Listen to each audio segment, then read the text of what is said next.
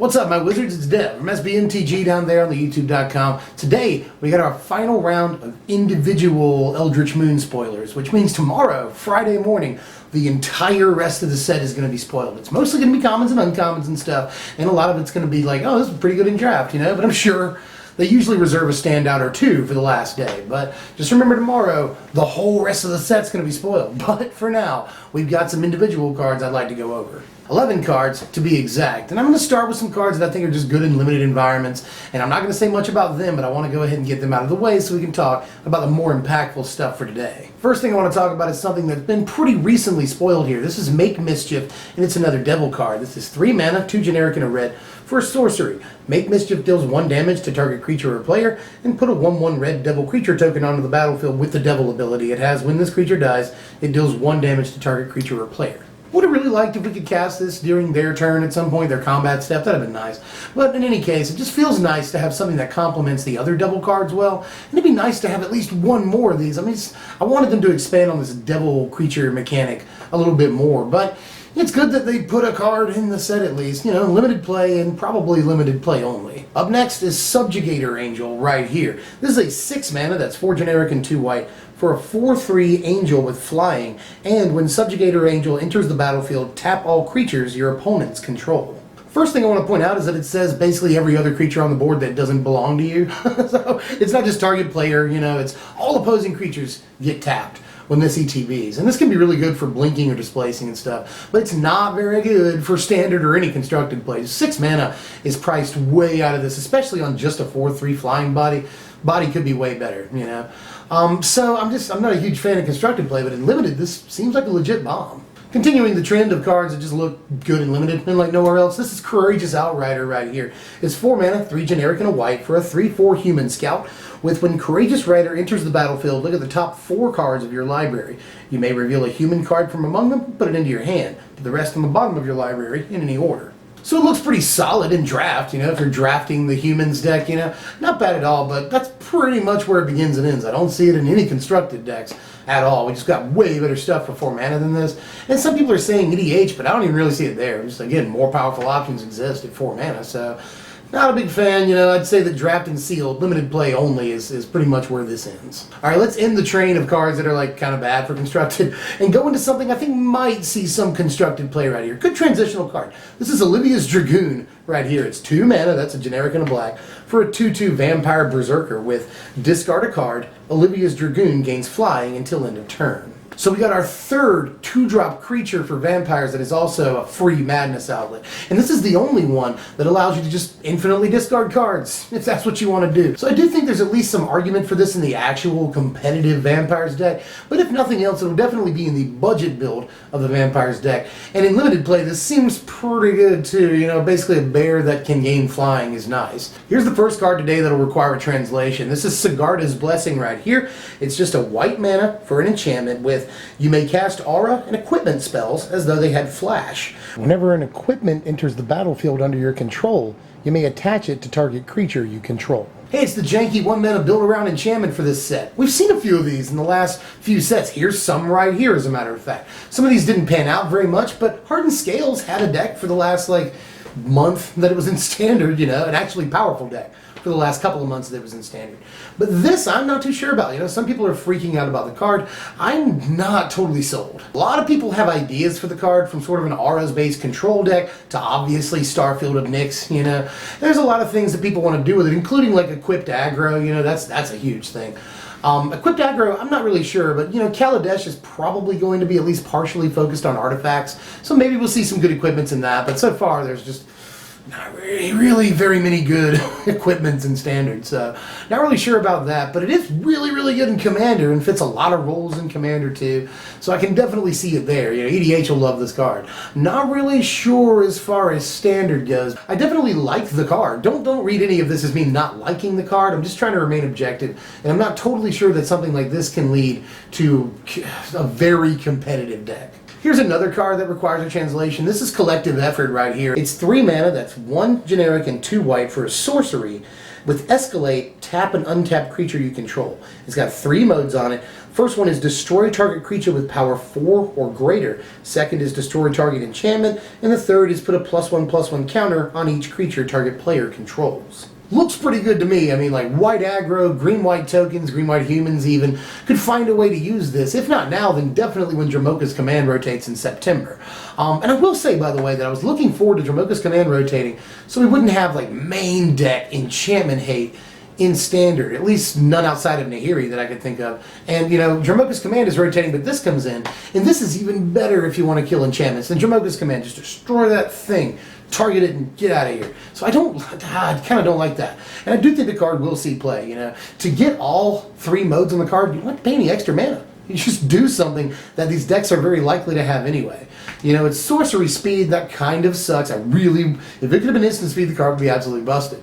But it may already be good enough. I mean, people are saying that, like, Always Watching's a better Anthem effect. Gideon's a better Anthem effect. I agree, but this is also an Anthem effect. Like, why would you not play this? An Anthem effect that can also kill the biggest creature on the other side of the board looks pretty good to me. So I definitely think the card's going to absolutely see play, especially considering that even if you want all 3 modes on the card, you only have to pay the 3 mana. That's just, there's so many things to like about this card, or hate. I mean, people, on the other hand, people do hate this card. And another card that I'm going to spoil a little bit later on, because people just hate green and white right now. Like, people absolutely hate green and white right now. But you still have to give those colors decent pieces. And at the end of the day, this is probably just a decent piece. It's not broken or anything.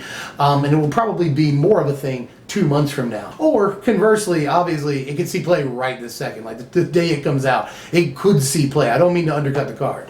But coming up next is Imprisoned in the Moon. Imprisoned in the Moon is a 3-mana aura that's 2 generic and a blue for an aura, and it can enchant a creature, a land, or a planeswalker.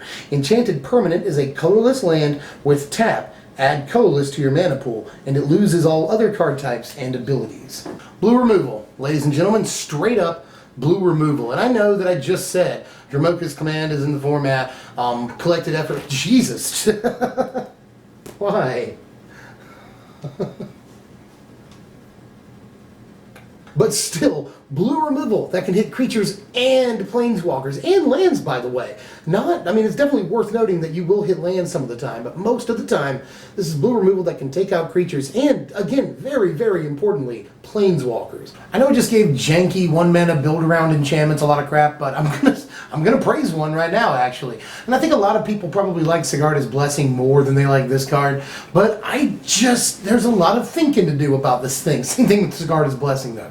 But anyway, this right here is Crop Sigil. It's an enchantment for 1 green mana with, at the beginning of your upkeep, you may put the top card of your library into your graveyard. If we have Delirium, we can pay 3, that's 2 generic and a green, and sacrifice it to return up to 1 target creature card and up to 1 target land from our graveyard to our hand. Not too bad. You know, the mid-range Delirium deck probably wants another 1-drop along these lines, and it already has Vessel of Nascency, obviously. It's got Gnarlroot Dryad out of this set, although I don't know if the mid-range Delirium deck will play it. And then, not even, I'm totally serious here, Evolving Wilds is another good 1-drop for that deck. But as many good things as we can get for just 1 or 2 mana to turn on Delirium as quickly as possible, always welcome. And by turn 3, when we draw our card, we've already got 2 cards in our yard if we get this on turn 1. Doesn't seem bad. We're halfway to Delirium, at least theoretically in that case. So it doesn't seem bad. I mean, the worst thing about the card is definitely that, you want to put enchantments in your graveyard for Delirium, but you can't do that with this until you already have Delirium. So that seems kind of awkward, slightly clunky, but at least want to try the card out, Definitely looks like it could test well, but who knows? This definitely looks like something that, turn 1 it's fine, but later on it's actually not too bad either. Sometimes these things are terrible top decks. But this card looks like a fine top deck. Later on in the game, if you already have Delirium, then you can use this as basically a 4-mana card. I was going to say sorcery, but you can just pay the 1 and then do the 3-mana activation cost at instant speed, if that's what you want to do, and put stuff back into your hand. So, and with Delirium, there are times where you put stuff in the graveyard you don't really want to put in the graveyard, through self-milling, for instance. So this could be very good and just provide some advantage. Do note, by the way, that if you play this for 4 mana, basically, later on in the game, you get 2 cards back and you only spent 1 card. That, my friend, is card advantage. Up next is a card that is very much hated People really don't care for the card at all. This is Heron's Grace Champion right here. It's a 4 mana, that's 2 generic, a green and a white, 3/3 human knight with flash and lifelink, and when it enters the battlefield, other humans you control get +1/+1 and gain lifelink until end of turn. Okay, yes, it's nuts. The card does look pretty stupid to me, honestly. And I mean stupid in the good way, like the card is busted. The only bad thing I'll say is that I don't think it goes in these green, white, and banned collected company decks. I'm not seeing that. I mean, it whiffs, you know, it whiffs on company. And creatures that whiff on company aren't usually included unless they're amazing, like Avacyn. Sometimes that's a 1 or 2 of in those decks, sometimes a 4 of even. But that creature is just amazing and too good to pass up. This might be the same thing, but I feel like that deck would cut Avacyn if it added this, and I really don't think the deck wants to cut Avacyn. Here's the most recent card spoiled today. As a matter of fact, it got spoiled just about 20 minutes before I came on camera to do this. This is Power of the Moon right here, and I love the pseudo Sailor Moon reference on this, but you'll punish people in the name of the moon with this thing. It's 2 and a blue for an enchantment, and it has whenever an opponent casts a spell, sacrifice Power of the Moon and counter that spell. Looks pretty janky at first, but there's some good kitty kiss. There's some good things about this card. Now we already have 3 mana instant speed, counter spells in standard, and they don't see much play. But, normally something like Sorcery Speed would be bad, but it completely changes the way your opponent looks at the counterspell. They know no matter what they play next, it's going to get countered. So if we play this early, they go, and it doesn't matter if it's their turn 3 or turn 4. They basically have to waste their next turn getting rid of this card and playing something that they might not actually want to get rid of that much. They might want that card. They just have to play it in order to get the shields down on our side and, allow them to actually play spells. And the longer they wait to bust this thing somehow, the worse it is for them. If it's turn 5 and this card's still sitting up on our side of the battlefield, they're actually doing something very wrong. So the card actually doesn't look too bad. It looks like it could go really, really well in Starfield decks. Play this turn 3, get your shields up, allow you to buy some time to get to your Starfield, and then once your Starfield's online, you can bring this back into play every single turn, and that looks pretty good. One more card spoiled today, and this is probably my favorite all day. This is Mausoleum Wanderer right here. It's just a blue mana for a 1/1 spirit with flying, and whenever another spirit enters the battlefield under your control, Mausoleum Wanderer gets +1/+1 until end of turn. Not bad. You can sacrifice Mausoleum Wanderer to counter target instant or sorcery spell unless its controller pays X, where X is Mausoleum Wanderer's power.